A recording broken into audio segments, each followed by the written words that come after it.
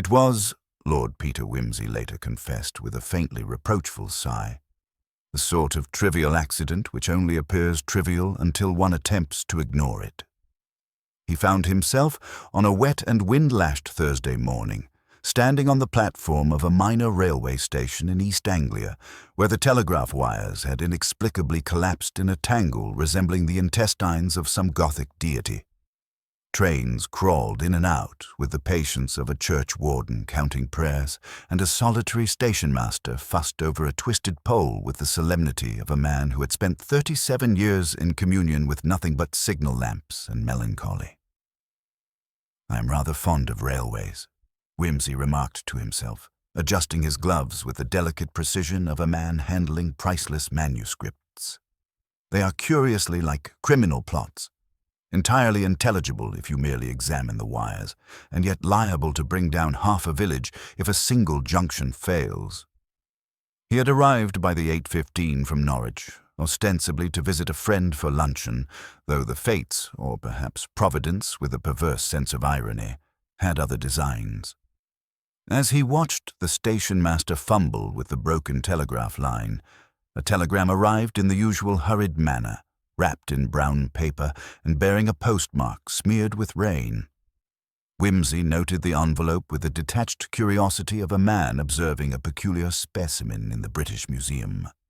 It was addressed to one Miss Harriet Penhaligon, a name he vaguely recalled from a local society list, though why a young lady of apparent refinement should be receiving urgent telegrams was not immediately obvious. "Urgent, confidential, do not delay," he murmured, reading the hastily scribbled words aloud. Ah, the language of disaster, or, at the very least, melodrama. Yet what most caught his attention was the telegram's peculiar crease pattern, as if it had been hastily folded in a very particular way, and then pressed under the heel of some anxious foot. More telling still was the faint smell of lavender and something far less pleasant, coppery, metallic, clinging to the paper. Wimsey's eyes narrowed. One does not require a chemistry diploma to suspect either secrecy or violence, he murmured to no one in particular. A sudden cry from the platform interrupted his musings. The telegram had been handed to Miss Penhaligon, who stood frozen, staring at the message with a look of such genuine horror that it compelled even the hardened station-master to pause in his ministrations. She stumbled, nearly dropping the telegram, and Wimsey, with the polite swiftness of a man used to rescuing the helpless from minor indignities, caught her arm. "Are you—" he began, then paused. It was hardly a question that a fellow with his acumen could be expected to ask. I don't understand," Miss Penhaligon stammered, her voice trembling. "The wires, they've broken. I was expecting someone. She faltered, and the words died in her throat, leaving a haunting blankness that filled the damp air like fog rolling across the fen. Wimsey's smile was slight, almost imperceptible. "Ah, the messenger arrives before the message, or perhaps the message before the messenger," he observed dryly. "A minor tragedy of punctuality, Miss Penhaligon, yet one that has evidently left its mark." There was a pause. Outside, the wind tugged at the station awning, and the loose wires above twanged with a melancholy sound, half like a muffled bell, half like a dying violin. Wimsey's gaze, ever alert to the minutiae of human behavior, noted her trembling fingers, the careful way she folded the telegram, and the unusual stain at the corner of her glove. None of it made sense. Yet, perhaps, he suggested with the air of a man who had anticipated everything except the weather, "you would allow me to escort this rather inconvenient document to somewhere less exposed to meteorological treachery."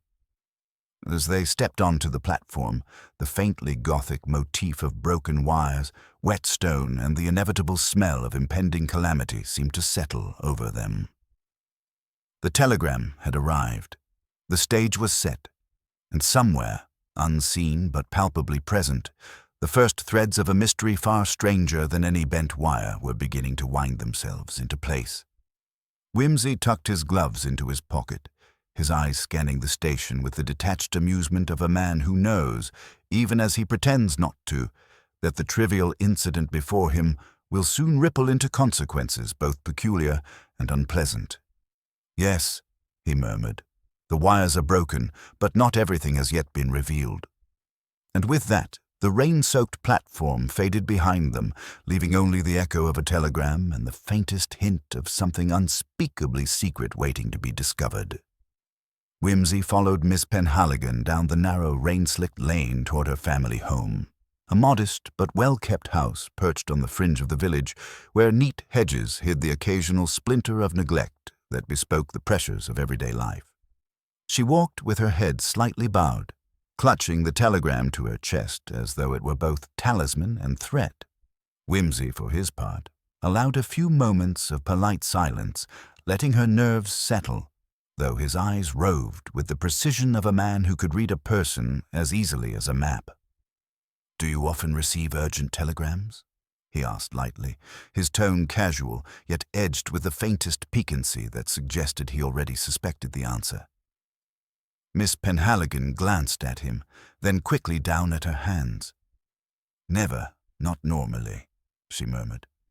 I was expecting someone from London, but not like this. It simply arrived and...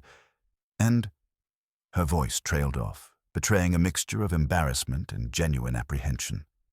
Whimsy inclined his head, noting the subtle tremor in her fingers and the way her eyes flicked toward the hedges as if seeking an intruder among the shadows. "Ah, the anticipation of a visitor can be unnervingly dislocating," he said, his voice arching into gentle irony, "particularly when one expects civility and receives instead urgency." The house itself was quiet, its windows reflecting the grey drizzle as though unwilling to betray what lay within. Inside, the atmosphere was composed, if slightly tense, a domestic calm held together by a few efficient servants whose eyes suggested an awareness of something unusual, though not quite threatening. Mrs. Whitby, the housekeeper, met them at the door with a sort of precise curtsy that was as much a shield as a greeting. "Miss Harriet, sir," she said, her voice clipped, carrying the faintest tremor of curiosity. "You received a telegram?" "Yes," Whimsy said smoothly, "and it seems to have caused rather more disturbance than one might have anticipated." He turned toward Miss Penhaligon, who nodded faintly. "Might I inquire, Mrs. Whitby, whether the household has observed any unusual comings or goings in the last few days?" Mrs. Whitby hesitated, glancing toward the kitchen door as though willing her memory to speak with discretion. "Nothing unusual, sir, except perhaps the vicar's nephew, Mr. Collins, who has been somewhat frequent in his visits. But I assure you, sir, he is a polite young man, if rather officious." Whimsy smiled faintly, noting the pause, the slight lift of the eyebrows, the way Mrs. Whitby's hand hovered over the back of a chair as if willing the truth into submission. "Ah," he said softly, "the officious visitor, a classic harbinger of complications. One never finds them truly innocuous." The drawing-room was comfortably appointed, with heavy curtains that absorbed the drizzle's melancholy and a faint smell of lavender, the same scent that had clung to the telegram. Whimsy took a seat, his manner effortlessly commanding, while Miss Penhaligon perched nervously on the edge of another chair. He studied her quietly, noting the sharp crease in her brow, the slightly reddened fingertips, and the minute speck of dirt under her nails, a detail easily missed, yet suggestive of some recent exertion or, perhaps, concealment. "Tell me exactly what occurred when the telegram arrived," he prompted, his voice deceptively gentle. Miss Penhaligon recounted the events haltingly, emphasizing the urgency she had felt, the broken wires, the cry on the platform. Whimsy listened with the patience of a man accustomed to unraveling complex threads, occasionally nodding or murmuring an observation, though revealing nothing of his own deductions. "And the telegram itself?" he asked finally, tilting his head. "Have you examined the writing carefully? Any unusual punctuation, abbreviation, or idiosyncrasy?" She shook her head. I did not dare touch it further. It seemed private. Whimsy allowed a thin smile. Ah, discretion, the eternal companion of secrecy. Yet sometimes it is in those very subtleties, what is left unsaid, unmarked, or inadvertently revealed, that one finds the most telling clue. A sudden sound from the hall, a door closing sharply, drew their attention. Mrs. Whitby reappeared, a folded note in her hand, which she presented with ceremonious caution.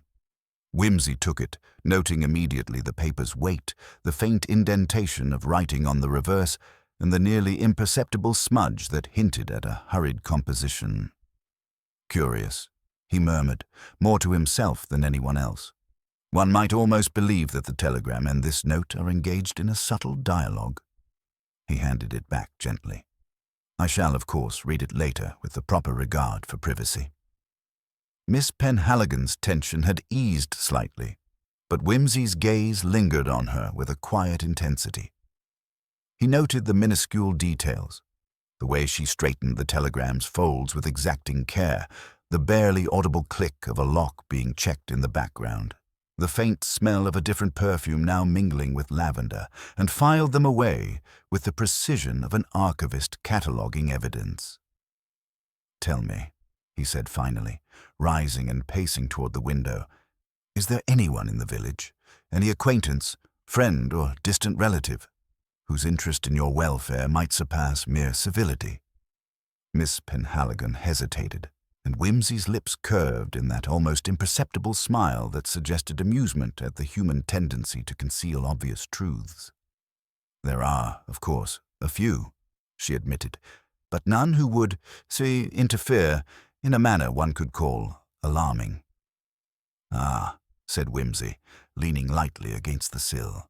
But it is precisely those seemingly innocuous interferences that tend to leave the most conspicuous marks, if only one knows where and how to look. He allowed the words to hang in the air, a gentle provocation, before settling back with the quiet authority of a man who already sensed the pattern beneath the household's polished exterior.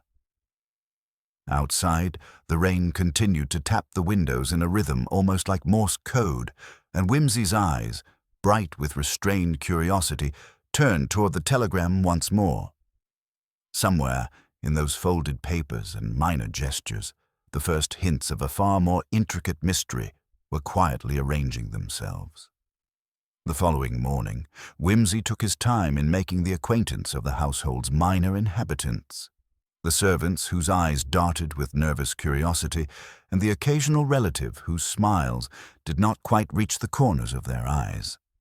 The vicar's nephew, Mr. Collins, was among them, appearing precisely when one might hope he would not. A young man whose expression bore all the hallmarks of officious self-importance, yet whose hands betrayed a subtle tremor that suggested anxiety beneath the practiced mask.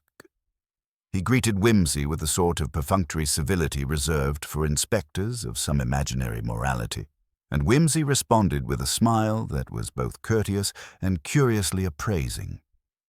"Mr. Collins," he said, inclining his head ever so slightly, "I trust the weather has been kind to you this morning." Collins's eyes flicked toward the window, then back to Whimsy with a faintly forced calm. "It is tolerable," he said, "but I had hoped to discuss the telegram. It appears to be of some importance." "Indeed," Whimsy replied, adopting an air of deliberate detachment. "Yet importance, as you know, is rarely as straightforward as it seems. May I inquire your involvement?" Collins straightened, placing one hand over the other in what might have been a gesture of moral rectitude or of nervous concealment. "I merely thought it my duty, as a relative and the vicar's assistant, to ensure that Miss Penhaligon was not distressed unnecessarily. One does not wish to see young ladies inconvenienced by matters which, in all probability, are trivial." Whimsy nodded slowly, his eyes narrowing ever so slightly. "Ah, triviality, the most deceptive of disguises. And yet," he continued, his voice soft but incisive, "triviality often conceals a considerable degree of intentionality." He allowed the words to linger, watching as a faint color rose in Collins's cheeks. The young man's gaze flicked toward the drawing room, then back to Whimsy, as though measuring the propriety of disclosure. "I assure you, sir," he said finally, "I am only concerned for her welfare. That is all." "Of course," Whimsy said lightly, though the faintest trace of irony touched his tone. "Yet concern, like tea, can be served with a great many accompaniments, some of them quite bitter." The servants watched with polite attention, shifting slightly on the polished floorboards. Whimsy noted the subtle cues, the tension in the housekeeper's jaw, the near-silent clearing of a throat from the parlor maid, the way the cat slunk out from under a chair as though anticipating some minor upheaval. These were, in themselves, inconsequential gestures, but to his mind they were rarely without significance. "Miss Penhaligon," he said, turning to her now, "you have received a telegram which has disturbed you. That much is apparent. Is there anyone whose reaction, or lack thereof, might provide further illumination of its content?" She hesitated, folding her hands tightly in her lap. Perhaps the vicar himself. But he is away in Cambridge. I had not wished to trouble him. Whimsy made a note of the omission, as subtle as a shadow across the floor. Travel, absence, delayed response.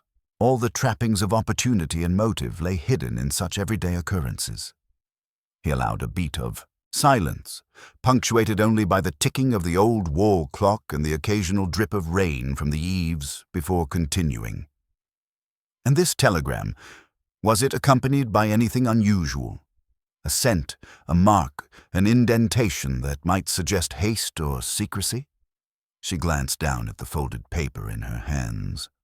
"I thought it peculiar," she admitted. "There was a faint smell, lavender, as if someone wished to disguise the message or perhaps soften its arrival. And there is a mark on the corner of the envelope, as though it had been pressed in someone's hand in a hurry." "Ah," Whimsy murmured, the faintest smile tracing his lips.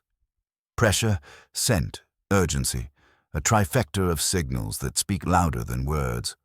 One could almost reconstruct the sender's state of mind from such details." Collins shifted uneasily. "Surely, sir, one must be careful not to over-interpret minor peculiarities. The telegram is likely quite straightforward." "Perhaps," Whimsy said softly, "but as a general rule, Mr. Collins, what appears straightforward is often the very thing that conceals the most." He rose then, moving toward the window, and gestured to the rain-drenched landscape. "And now, I wonder, shall we consider the possible avenues of arrival and departure? Who might have had opportunity to compose, deliver, or even intercept such a message? Every corridor, every gate, every hedge may conceal as much as it reveals." The subtle insistence of his logic weighed upon the household, an invisible thread drawing together the scattered gestures and half-spoken words. Even Miss Penhaligon, who had seemed most perturbed, began to notice the rhythm of her surroundings, the click of a boot on the stone floor, the faint sigh of the wind through the window frames, the irregularity of the morning bells that marked the passing hours. "I should like to see the telegram again," Whimsy said finally as he returned to the table. "And if it is permissible, the note that accompanied it.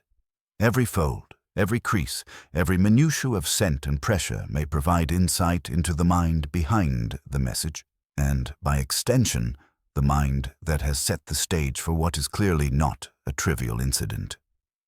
Collins' eyes narrowed slightly, though he said nothing.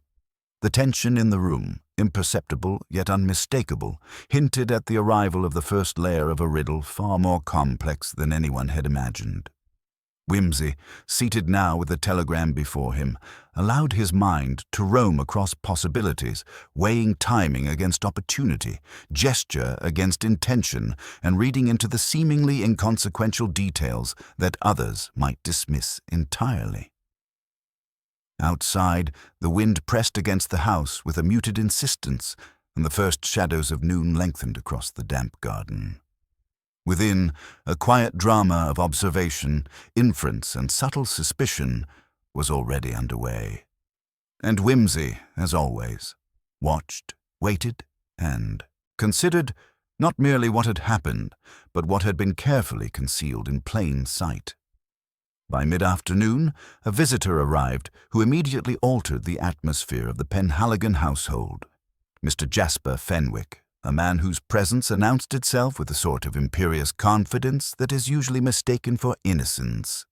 He was tall, impeccably dressed, and carried the faint, lingering scent of cigar smoke, a habit Whimsy noted instantly as an idiosyncratic marker of personality.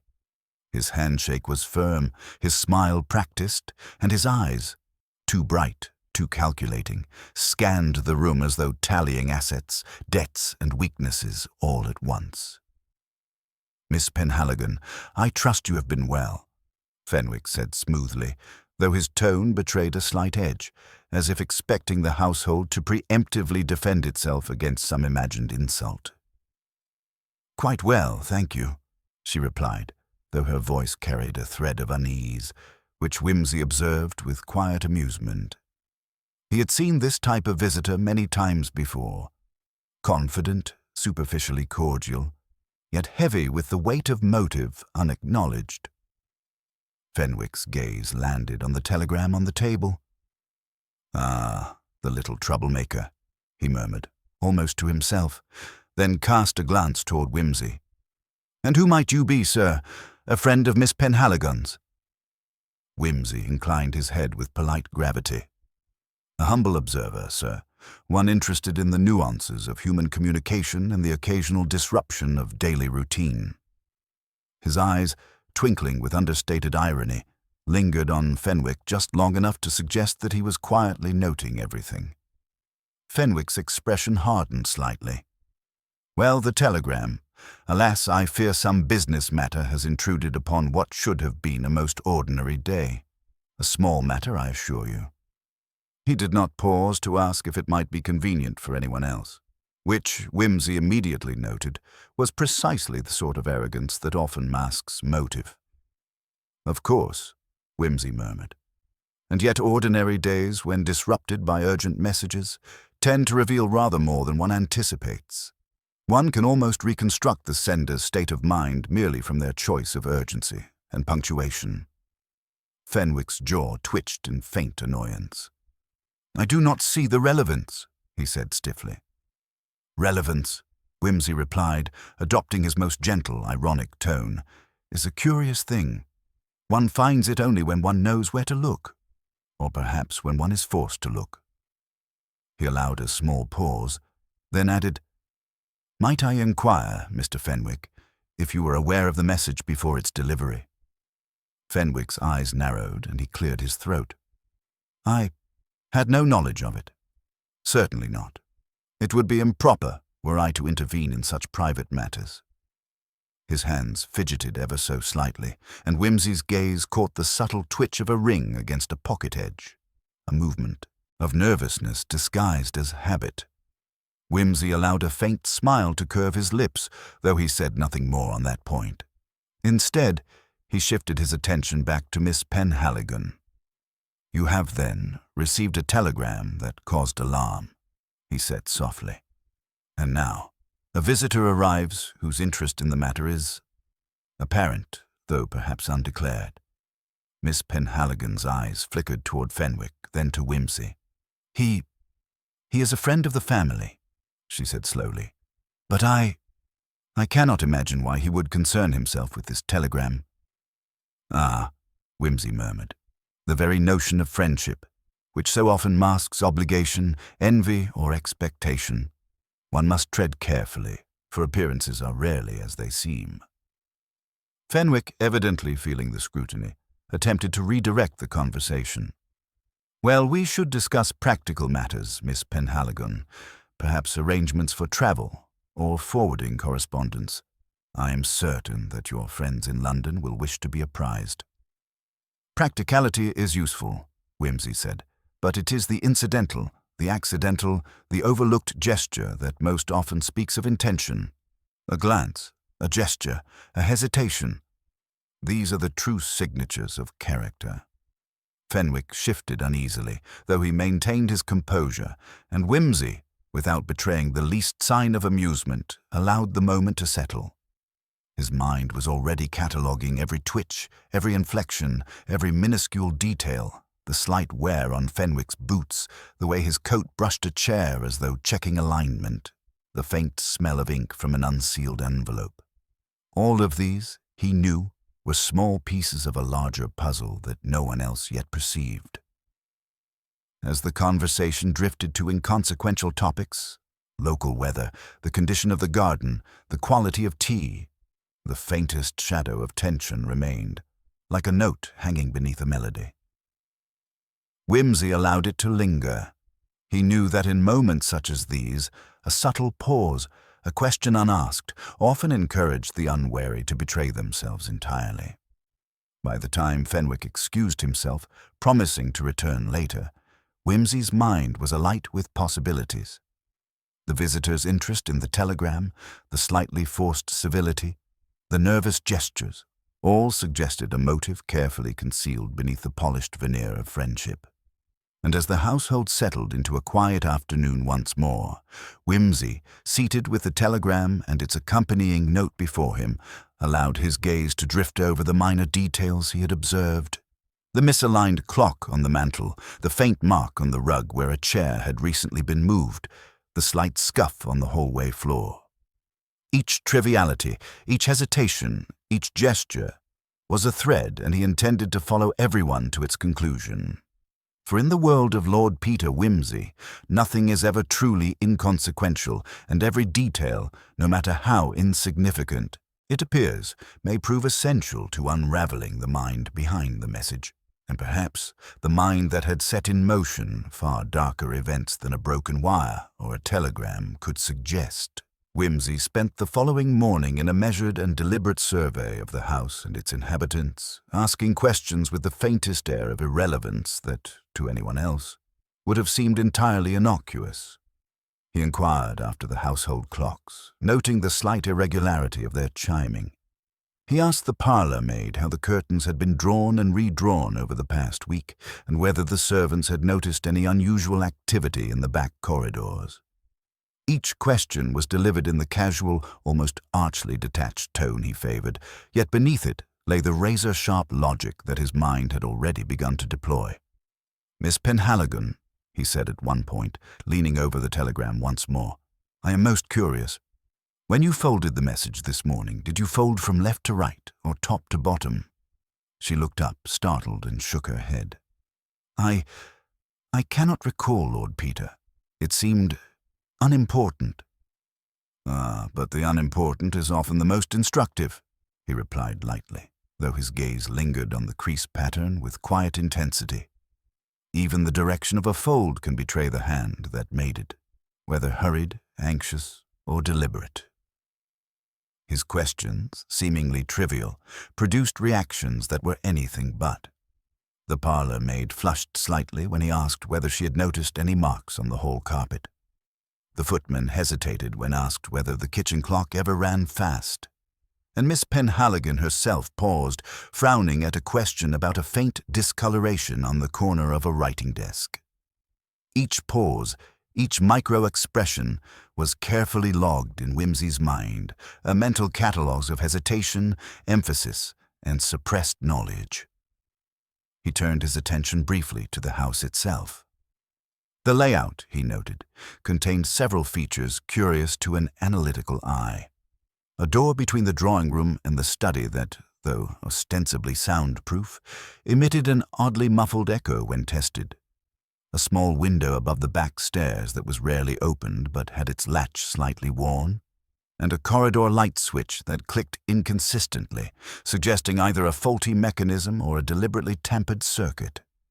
Each of these, he reflected, could explain the movement of people, the concealment of presence, or even the passage of messages, deliberate or accidental. "Miss Penhaligon, one might observe," he said casually, "that certain household habits can reveal more than one intends. Chairs, clocks, curtains, even minor stains.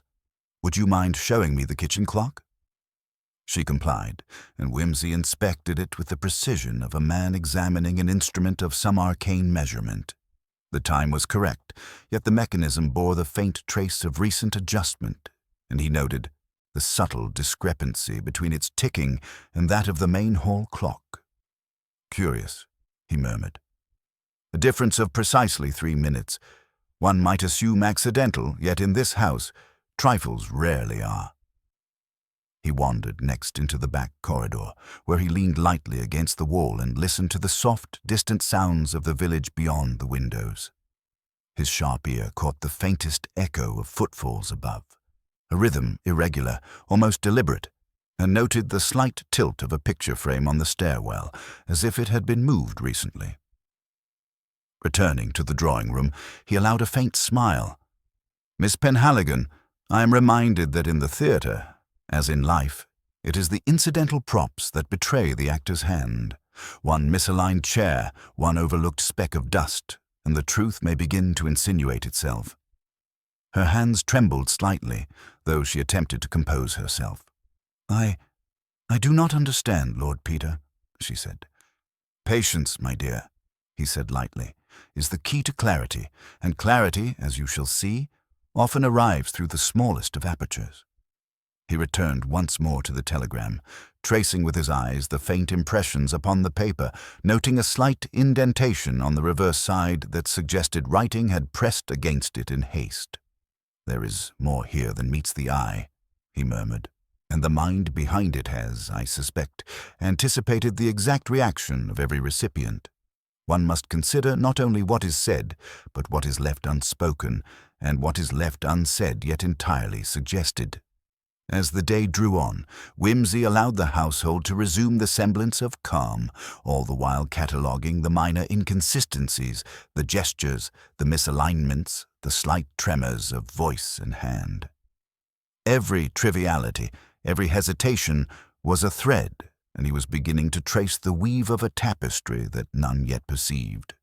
A tapestry in which motive, opportunity, and subtle deceit were already intertwined. By evening, he had constructed in his mind a preliminary chronology of events. The telegram's arrival, the minor disturbances in the household, the visitor's timing, the slight anomalies in clocks and corridors. Each element, he knew, was a piece of a larger puzzle, and it was only a matter of careful observation and measured questioning before the incongruities, the gaps between appearances and reality, would begin to reveal themselves. And in the quiet moments, when the wind pressed against the house and the candles flickered on the mantel, Whimsy allowed himself a faint arch smile. The game was afoot, though none in the household yet suspected the subtle threads he had already begun to tug. The next morning, Whimsy arrived at the Penhaligon house with a quiet sense of purpose, his mind already working through the minutiae of the previous day's observations. The first order of business, he decided, was to reconstruct the sequence of events surrounding the telegram, its delivery, its receipt, and the behavior it had provoked. A timeline, he reflected, is often the clearest way to expose the concealed intentions of otherwise cautious actors. He began with Miss Penhaligon, seated once again in the drawing-room with the telegrams carefully folded beside her. "Let us attempt a reconstruction," he said softly, his voice arching with the faintest amusement. "The telegram arrived at precisely what moment?" Miss Penhaligon thought for a moment. "It must have been shortly after 8 o'clock, she said, glancing toward the window, "though I cannot be certain of the exact minute. The train from Norwich was delayed, and I only collected the telegram immediately upon its arrival." "And the broken wire?" Whimsy asked, tilting his head ever so slightly. "Did it delay the delivery, or merely complicate it?" "The telegram arrived despite the wires," she replied. "But there was confusion at the station. The clerk had difficulty transmitting messages to the local office, which explains the delay. Otherwise, everything happened normally." Whimsy's fingers tapped lightly against the edge of the table as he made a series of discrete calculations. The timetable, the expected delivery, the duration of the platform mishap. He laid each element side by side in his mind. Something, he noted, did not align perfectly. The interval between the train's arrival and her receipt of the telegram was longer than should have been necessary, yet all official accounts insisted otherwise. "Miss Penhaligon," he said gently, "you mentioned expecting someone from London. At what hour had you anticipated this visitor?" "About 8:30, she answered. "But he usually travels slowly, and I did not expect him precisely on time." "And yet the telegram arrived before this visitor," Wimsey pressed, his eyes narrowing ever so slightly. "Curious. One might think the message was timed to anticipate the visitor's arrival, rather than to respond to any natural delay." She flushed faintly, but nodded. "Yes, I suppose. Yes, it did arrive first." "Precisely," Wimsey murmured. "And herein lies a subtle discrepancy. If the telegram's purpose was merely to inform, its timing might have been arbitrary. But if it was intended to influence behavior, even minimally, the timing becomes instructive." He rose and moved to the window, peering at the faint outline of the village beyond. "Let us consider the stations, the duration of travel, and the handling of the message. Every moment, every movement is a potential clue. A delay of minutes or even seconds can reveal intent." Miss Penhaligon watched him with an expression of quiet fascination and unease. You think someone planned it?" "Not merely planned, my dear," he said, returning to the table and picking up the telegram again. "Orchestrated. Every detail, down to the minor inconvenience at the station, may have been calculated. One must ask, who benefits from this sequence of events? Who has knowledge sufficient to manipulate both train and message, however subtly?" He jotted some notes in a small notebook he always carried, careful to record times, durations, and observed anomalies.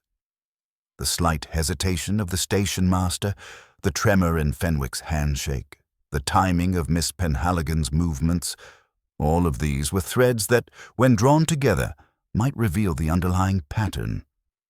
Then he turned his attention to the household itself. The servants, he noted, were efficient but occasionally inconsistent in their recollections. The parlour-maid remembered seeing Mr. Collins in the hall at a time that slightly contradicted the sequence of the telegram's delivery. The housekeeper insisted the back stairs were never used at that hour, though Wimsey had already noted a subtle scuff mark that suggested otherwise. Each minor inconsistency became a focal point for his scrutiny, and he catalogued them meticulously, knowing that the smallest divergence from the expected sequence could unravel a carefully constructed alibi. "Miss Penhaligon," he said after a pause, "would you allow me to walk the corridor with you and perhaps retrace your steps upon receipt of the telegram?" She hesitated, then nodded. As they moved through the quiet house, Wimsey asked questions about the opening of doors, the handling of keys, the slight adjustments to chairs and curtains, all the trivialities of domestic life that, in his experience, conceal far more than they reveal. He paused at the back stairs, glancing down at the worn patch on the floorboards. "Notice this," he murmured. Even a brief pause here, unnoticed by ordinary eyes, could have permitted someone to observe, intercept, or influence events without drawing attention. By mid-afternoon, Wimsey had reconstructed the timeline with near precision, noting the points at which someone could have interacted with the telegram, intercepted Miss Penhaligon, or created the impression of delay. Each anomaly, no matter how slight, formed a lattice of suspicion. And while no one else in the house suspected any manipulation, Wimsey's mind was already turning over the possibilities, calculating, weighing motives, and anticipating the next move. As the light began to fade, he returned to the drawing room, where Miss Penhaligon sat with the faintest air of fatigue, her fingers still clasped tightly over the telegram. "The sequence is instructive," he said quietly, "and yet incomplete. One must always allow for unseen actors, unseen movements, and the possibility that every apparent coincidence is, in fact, deliberate." Outside, the wind pressed against the shutters, carrying with it the scent of damp earth and distant smoke. Within, the quiet house held its secrets closely, but Whimsy's mind was already threading together the inconsistencies, preparing to illuminate the subtle manipulations that no one else yet perceived. The telegram, the visitor, the minor anomalies. They were no longer isolated incidents. They were part of a chronology that demanded scrutiny, and Whimsy, with that gentle arch amusement ever present in his manner, intended to scrutinize it thoroughly. Over the next 2 days, Whimsy allowed the household to settle into its habitual rhythms, observing from quiet corners and brief, casual conversations. It was in these subtle interludes, when attention was divided and civility masked small tensions, that he began to perceive what he had initially only suspected. Miss Penhaligon's life, outwardly orderly, contained threads carefully hidden even from those who knew her best. He noticed it first in the study, where she spent long hours at a writing desk tucked beneath the window. The ledger books, neat and well-kept, contained entries that were mostly mundane, small accounts of household expenses, but a few were marked with initials and dates that seemed out of sequence, almost deliberately obscure. When questioned, she explained them as charitable contributions and minor loans to distant acquaintances. Whimsy, with his customary patience, made no overt comment, but he filed the detail away. Next, he observed her patterns of correspondence. Letters arrived sporadically, sometimes stamped from London, sometimes from towns further afield. Their contents were never shared with the household, and yet a faint perfume, distinct from her usual lavender, hinted at a more intimate or clandestine network of communication. She handled these letters with careful discretion, yet the slight wear at the edges suggested frequent reference, as though she consulted them repeatedly to guide some hidden decision or arrangement. "Miss Penhaligon," Whimsy said one afternoon, leaning lightly on the desk, "your life, as reflected in this correspondence, seems remarkably compartmentalized. Shall we say there is the household you show to the world, and then another, more private sphere, which even those closest to you may scarcely suspect?" She startled slightly, as if caught in a quiet reflection. "I suppose there are things one prefers to keep discreet," she admitted softly, her voice tinged with hesitation. "But nothing untoward, Lord Peter. Merely matters of propriety and personal discretion." Whimsy's eyes, however, lingered on the ledger. The letters, the small notations in margins, and the faint indentation of writing that suggested messages had been composed elsewhere and copied here. "Discretion is, of course, prudent," he said, "but it can also conceal pressures, expectations, and occasionally manipulations imposed by others, or oneself. One wonders, for instance, whether all actions performed in secrecy are self-directed, or whether someone else has guided them." It was in such observations that he began to sense a double life, not necessarily nefarious, but psychologically complex. Miss Penhaligon's surface calm, her careful politeness, and her almost compulsive attention to minor domestic details were consistent with someone who habitually concealed decisions from casual observers, and yet, Whimsy noted, a subtle tension lingered about her, an awareness that some observation might yet pierce the veil. Further scrutiny revealed other peculiarities. The small back room above the kitchen, generally used for storage, contained a makeshift desk, a bundle of letters tied with a ribbon, and a faintly stained blotter suggesting recent writing. He noted the slight smell of ink, and beneath it, another faint trace of perfume, different from both lavender and the fragrance on the telegram. Whoever had used this room had done so with great care, yet the evidence of repeated use was undeniable. Even the servants contributed, unwittingly, to the unfolding pattern. The parlor maid remembered seeing Miss Penhaligon slip out in the early morning hours on more than one occasion, returning with a careful, guarded demeanor. The footman noted the slight changes in posture, the subtle check of locks and windows, and the habit of touching the telegram's folds as if confirming its content. Whimsy absorbed each observation with quiet efficiency, linking these minor behavioral traces to the chronology he had begun to assemble. He paused, seated in the drawing room one late afternoon, watching the sunlight glint across the faintly damp floorboards.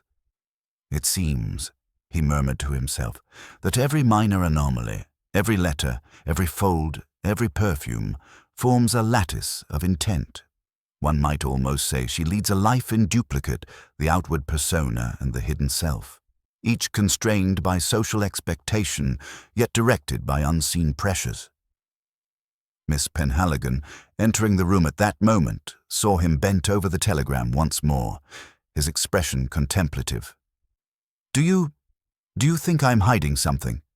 she asked, her voice low, uncertain. "Not hiding in the nefarious sense, my dear," he replied softly, "but perhaps arranging, concealing and protecting elements of your life that you judge need discretion. And discretion, when applied repeatedly and carefully, tends to create the appearance of secrecy, though it is, in reality, only the subtle management of one's own affairs. One wonders, then, who benefits from this careful orchestration, and who might have a hand, unseen, in influencing it." She considered this, frowning slightly, and left the room with a soft, almost imperceptible sigh. Whimsy's gaze returned to the telegram and the accompanying note. Each crease, each mark, each subtle variation in pressure now seemed more significant. Not only did they speak of a sender's haste or composure, they suggested an awareness of Miss Penhaligon's hidden routines, the very patterns that she herself might have thought private. And in that quiet, contemplative moment, Whimsy understood that the mystery had expanded. The telegram was no longer a solitary disruption. It was a key to a larger puzzle, a puzzle that intertwined schedules, secrets, and subtle psychological pressures. The double life he perceived was a lattice, and somewhere within it lay the manipulator, someone who had observed, calculated, and acted with precise intent. As evening fell and the candles flickered across the quiet drawing room, Whimsy allowed himself a faint, arch smile. The threads were converging, and the first faint outlines of the unseen hand guiding these events were beginning to emerge. What remained to be discovered was not merely the motive behind the telegram, but the deeper psychology, the intersection of secrecy, influence, and deliberate manipulation that would ultimately illuminate the entire sequence of subtle disturbances. The following morning, Whimsy returned to the Penhaligon house with a single, deliberate aim: to test the chronology he had so carefully assembled. Each seemingly minor anomaly, the misaligned clocks, the scuff on the back stairs, the faint creases and pressure marks on the telegram, now demanded verification. The day began with a quiet observation of the servants' routines, noting the exact times they performed minor tasks. Opening and closing doors, extinguishing candles, carrying messages between rooms. Each gesture, each interval, was an element of a precise temporal lattice, which Whimsy intended to probe for inconsistencies. "Miss Penhaligon," he said softly, as she appeared in the hallway, "I wish to reconstruct your movements yesterday morning with as much accuracy as possible. Please walk me through your steps from the moment the telegram arrived." She obliged, describing her actions in detail. Collecting the telegram, observing the station delay, entering the house, and placing the message on the drawing-room table. Whimsy's eyes, however, were never idle.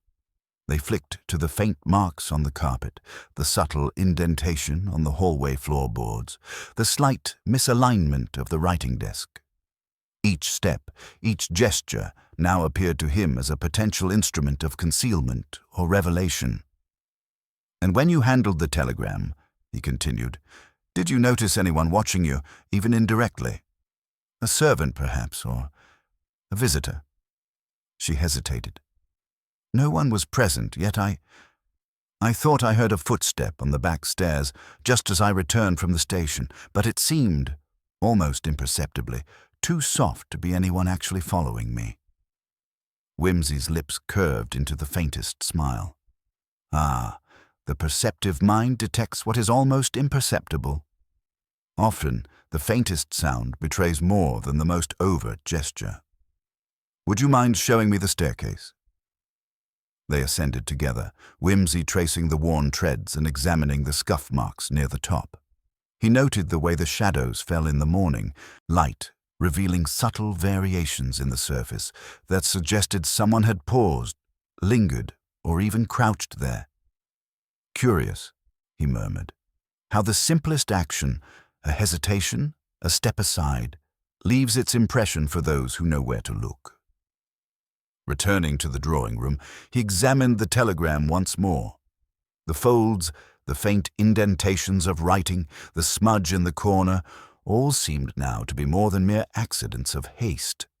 They were a dialogue, deliberate or unconscious, between the sender and the recipient, revealing assumptions about her routine, her attention, and even the timing of her day.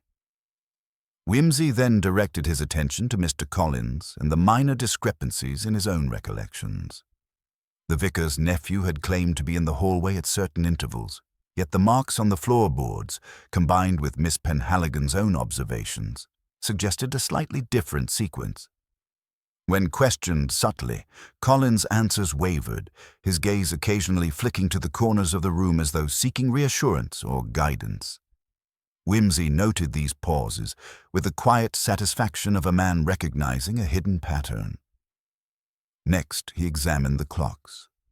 The kitchen clock, which had run 3 minutes fast, was now synchronized with the hall clock, yet faint traces of adjustment remained on its mechanism, evidence of recent manipulation. The implications were simple. Someone had accounted for time with meticulous care, possibly to create or cover an impression of movement that did not, in fact, occur. And the telegram's arrival at the station, Whimsy said aloud, more to himself than anyone else, followed by the visitor's appearance, Mr. Fenwick's precise timing, suggests coordination, either a remarkable coincidence or a deliberate orchestration. Miss Penhaligon, watching him, seemed to sense the subtle weight of his observation. "I had thought it a simple message," she said quietly. "I did not imagine that someone might have arranged everything so carefully." "Ah," Whimsy replied, "the ordinary is rarely as simple as it seems. Every action, every pause, every minor inconvenience can serve a purpose if one has the mind to exploit it. And the more one conceals their influence, the more it appears to be happenstance. Yet the truth is often hidden in those very details. Details so small that they pass unnoticed by anyone not attuned to the rhythm of daily life." He allowed a thoughtful silence, turning the telegram in his hand, observing the slight crease at the corner, the faint discoloration of the paper, and the subtle impression that suggested pressure from another sheet beneath. "It is in these minutiae," he murmured, "that the architecture of intention becomes visible. One only needs the patience to reconstruct it." By evening, Whimsy had completed a detailed mapping of the sequence of events. The train, the telegram, Miss Penhaligon's movements, the minor but telling discrepancies in clocks and floorboards, and the presence of Mr. Collins and Fenwick at critical intervals. Each element had been tested against the others, and though nothing overtly criminal had yet appeared, the emerging pattern suggested careful manipulation. Someone had observed, anticipated, and influenced events to create a precise effect.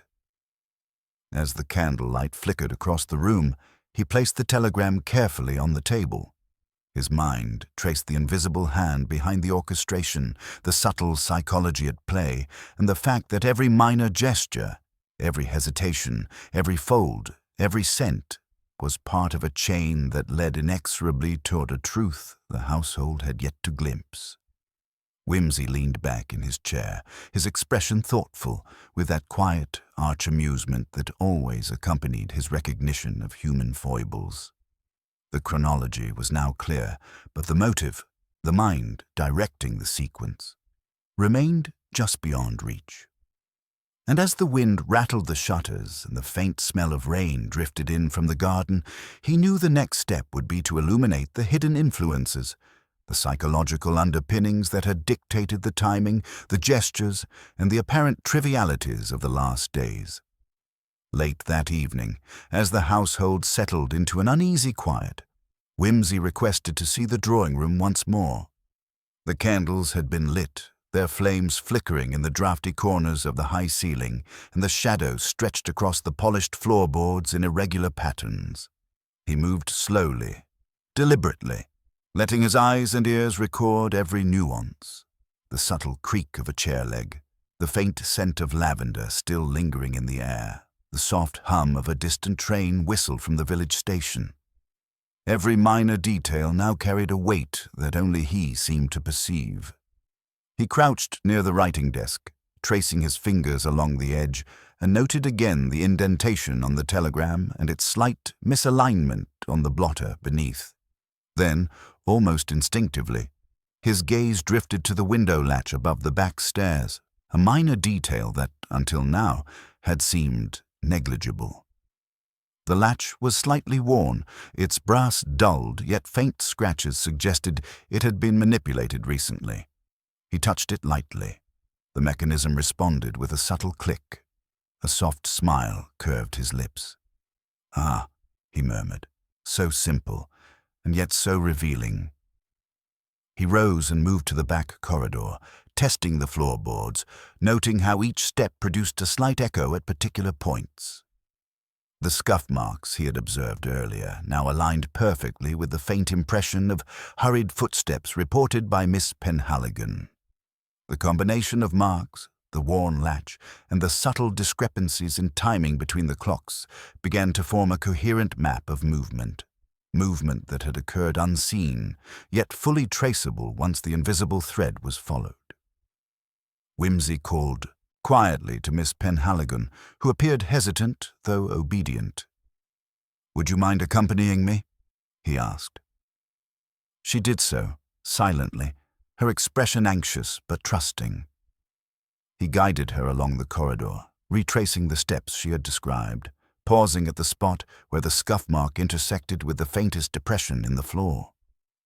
"Notice this," he said softly. "A minor detail, barely perceptible. Yet the pattern it forms indicates that someone moved here, precisely, at a calculated moment, unnoticed. Every ordinary gesture, in this case, has been used with intent." Miss Penhaligon's fingers pressed together nervously. I cannot imagine who would—" "Patience," Whimsy said lightly. "The mind behind this has anticipated your movements, your routine, and even your reaction to the telegram. It is a subtle orchestration, almost theatrical in its precision." He returned to the drawing room, holding the telegram delicately. "Observe," he said, "how the crease, the indentation, and even the slight smudge indicate the sequence of handling. Consider also the arrival times, the station delay, the visitor's entrance, Mr. Collins' movements, and we begin to see not random happenstance, but deliberate arrangement. One could almost reconstruct the manipulator's position and method as though the house itself were a stage." Miss Penhaligon's eyes widened, comprehension dawning slowly. You mean that someone arranged it all? That it was meant to manipulate me?"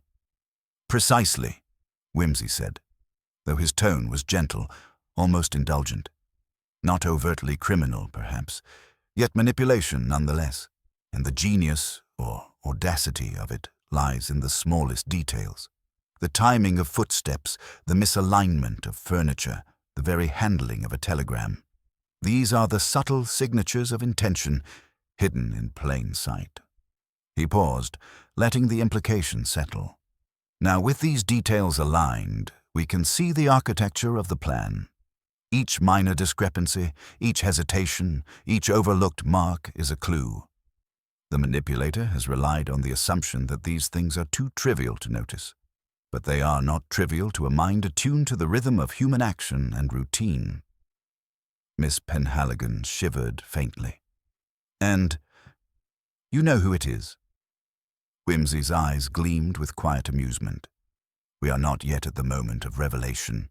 For that, one must observe the final intersections, where opportunity, motive, and psychology converge.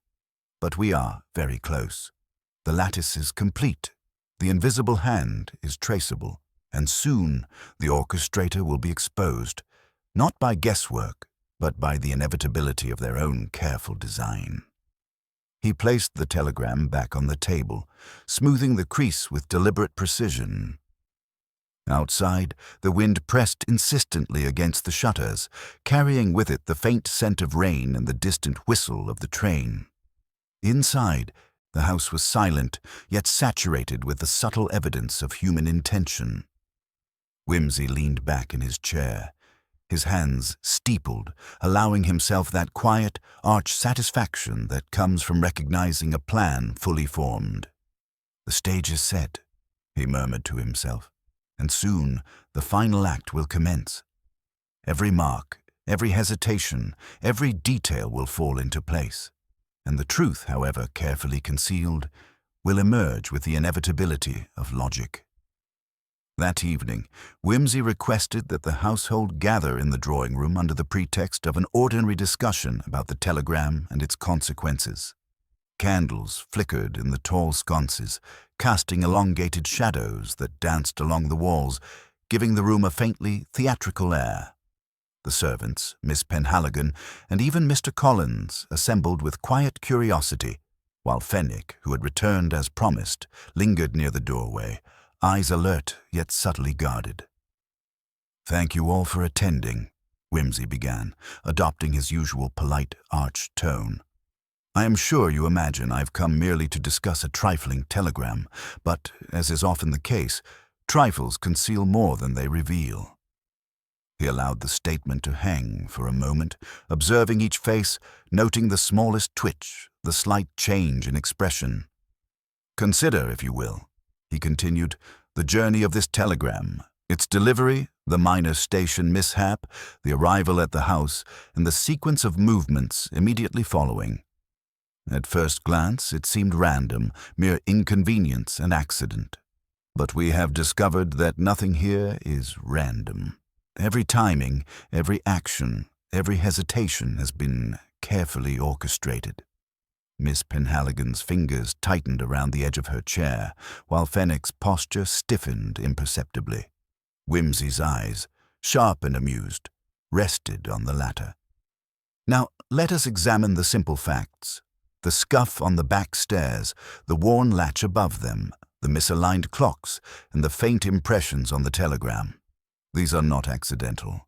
They tell a story of deliberate observation, calculation, and minor manipulation. In short, they reveal the hand behind this subtle orchestration." He moved closer to the table, lifting the telegram. "Observe the folds, the impressions, the very pressure with which it was handled. They indicate that the sender had knowledge not merely of the schedule of trains, but of the recipient's habits, the layout of the house, and even the expected behavior of those within it. It was, in other words, a carefully designed influence, intended to create a sequence of events perfectly aligned with their objective." Fenwick cleared his throat, faintly. "I do not see—" Whimsy cut him gently, almost indulgently. "Patience, Mr. Fenwick. All will be revealed in due course." He gestured to the floorboards near the back stairs. "This scuff mark, combined with the faint impressions of footsteps, aligns with the timing discrepancies in your reported movements and those observed by Miss Penhaligon. It indicates that someone has been present at moments they claim to be elsewhere, or has anticipated events with the utmost precision." He allowed a brief pause before continuing, his eyes sweeping over the assembled faces. "And yet, as intricate as this orchestration is, it could not escape the small accidental indicators left by the manipulator. The faint perfume, the pressure marks, the subtle adjustment of furniture. These are the signatures of intent, the unintentional betrayals of a plan executed too carefully."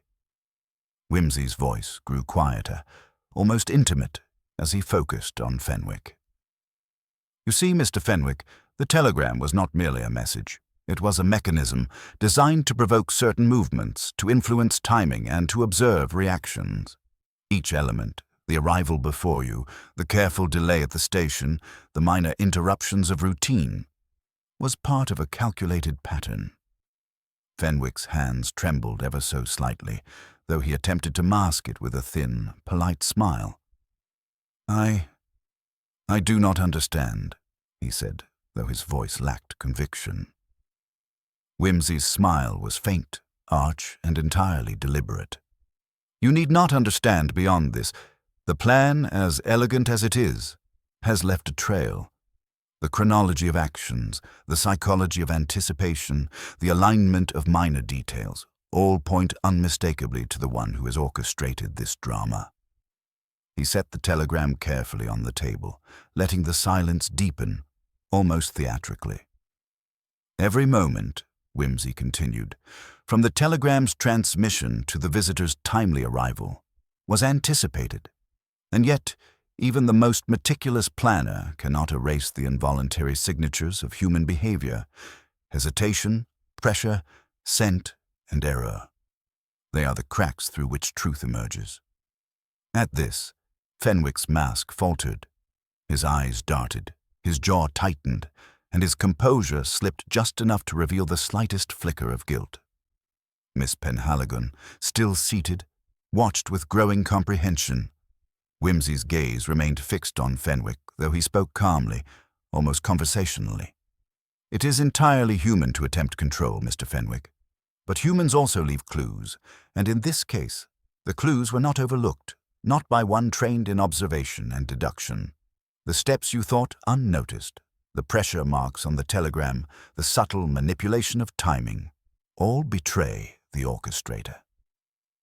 Fenwick's face paled, and he stammered, I. Exactly so, Whimsy said gently. You attempted to manipulate events, to influence perception, and to conceal your involvement. Yet, as you see, the very details you considered insignificant have illuminated the truth. The orchestration is complete, but the manipulator, now exposed, cannot deny the evidence of their own careful arrangement. The room held its collective breath. Fenwick's shoulders slumped, a fleeting expression of resignation passing across his features. Whimsy's quiet smile, faintly ironic, yet entirely in command, filled the space. The logical chain had been traced, the subtle psychological threads revealed, and the manipulator, despite every attempt at concealment, stood unmasked before the assembled household. Miss Penhaligon exhaled softly, a mixture of relief and astonishment, while the servants exchanged glances of bewildered admiration. Whimsy, leaning lightly on the table, allowed the weight of the moment to settle. The drama of human intent, the intricate dance of timing and minor details, had played out to its inevitable conclusion, and the truth, as always, had emerged with unerring logic. Fenwick stood frozen for a heartbeat, then, as though realizing resistance was futile, his composure finally crumbled.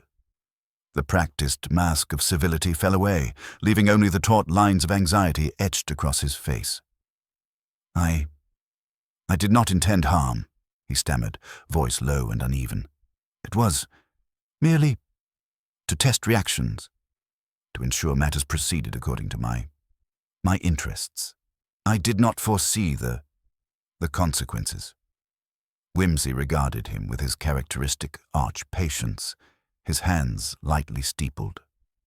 Consequences, he murmured, have a habit of appearing, Mr. Fenwick, even when one imagines only trivial manipulations. The mind, particularly when it attempts to orchestrate subtle influence, seldom accounts for the psychological ripples it generates. In short, intent and effect are rarely identical. Fenwick swallowed, his eyes darting around the room as if seeking a secret exit. But it was all planned, yes, yet no one should have suffered, no one. It was to guide, not coerce. Guidance, Whimsy said softly, is but another word for influence, and influence, especially uninvited, is often experienced as coercion. You will find, sir, that the boundary between the two is perilously thin when applied to human habits, routines, and expectations. Your minor orchestration, though clever, was precisely the sort of thing that leaves unintended consequences in its wake. Miss Penhaligon's voice, hesitant but firm, broke the taut atmosphere. So it was you, all along. You timed the telegram, anticipated the station delay, and observed everything, even the smallest details of our day. Fenwick's shoulders slumped further, a trace of shame now mingling with exasperation. Yes, I monitored movements, the clocks, the servants' habits. I thought to prevent inconvenience, but I see now how delicate it all is. Whimsy's smile was faint, indulgent, and lightly ironic. And therein lies the essential lesson, Mr. Fenwick, that even the smallest orchestration, when applied to human behavior, is fraught with complexity. The microcosm of a household, with its clocks, carpets, letters, and creaking stairs, is a delicate ecosystem. One may attempt to arrange it, yet every detail has its own logic, and every human actor its own unpredictable tendencies. That is why we, with our faculties for observation, must carefully distinguish between deliberate action and mere happenstance. Fenwick, sensing the futility of argument, finally sank into a chair, his hands clasped in resignation. Miss Penhaligon remained seated, her expression a mixture of relief, astonishment, and lingering apprehension. Whimsy's gaze, meanwhile, swept across the room, taking in the servants' astonished faces, the faint shadows of candlelight on the walls, and the intricate lattice of evidence that had so quietly but inexorably revealed the truth. "Rest assured," Whimsy said, inclining his head lightly. "No further misinterpretation is necessary. The sequence of events has been clarified, the manipulator revealed, and the underlying logic of actions, times, and motives established. What remains now is for the proper authorities to address the consequences, and for us to reflect on the peculiar artistry of subtle influence, carefully concealed and yet entirely traceable." He allowed a pause, letting the gravity of that observation settle over the room. Then, with a faint arch of the eyebrow and a slight smile, he added lightly, "And one may take comfort in knowing that in the world of human subtlety there is rarely anything so secret that a sufficiently patient observer cannot, in time, reconstruct it entirely, even when it is disguised as ordinary routine." The household remained quiet, the tension slowly dissipating. Fenwick's resignation, Miss Penhaligon's understanding, and the servants' awed attention formed the gentle backdrop to Whimsy's final, measured reflections. The orchestration was unraveled, the manipulation exposed, and yet the story retained the delicate balance between human intention, minor deception, and inevitable revelation, a balance that Whimsy, with his characteristic wit and precise intellect, always found so quietly satisfying. As the candles flickered and the shadows stretched toward the corners, Whimsy rose, adjusted his coat with the faintest air of theatrical flourish, and prepared to depart. "It has been most instructive," he said, his tone light but arch, "to witness such delicate human choreography unfold, and to observe the subtle mistakes that reveal the hand behind the pattern. One may leave with a lesson in patience, observation, and the extraordinary significance of trifles." With that, he moved toward the door, pausing briefly to allow Miss Penhaligon a final glance. "Good evening, Miss Penhaligon," he said softly. "And remember, even the most ordinary day contains the potential for extraordinary revelation, if one but pays attention." The house fell silent once more as the door closed behind him, leaving only the lingering echoes of footsteps, the faint scent of candle wax, and the subtle impression of a mind that had, in its quiet and unobtrusive way, seen the entire tapestry of human intention laid bare.